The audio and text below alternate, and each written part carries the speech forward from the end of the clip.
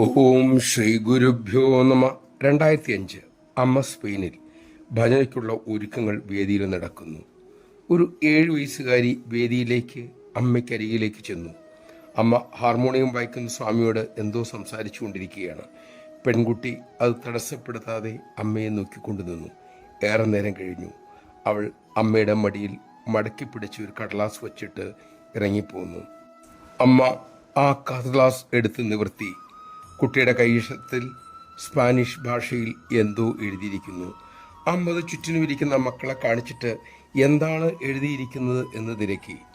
ഒടുവിൽ ഒരാളെ കണ്ടെത്തി അത് വായിപ്പിച്ചു. പ്രിയമുള്ള അമ്മേ, എനിക്ക് അമ്മയെ വലിയ ഇഷ്ടമാണ്. എൻ്റെ ജീവിതത്തിൻ്റെ ഭാഗമായി അമ്മ മാറിയതിൽ ഞാൻ ഇന്നും നന്ദിയുള്ളവളായിരിക്കും.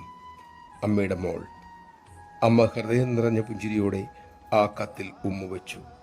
ഭജന സമയത്തും അമ്മ പലപ്പോഴും ആ കത്തിൽ നോക്കി ആഹ്ലാദിക്കുന്നത് എല്ലാവർക്കും കാണാമായിരുന്നു. നമഃശിവായ.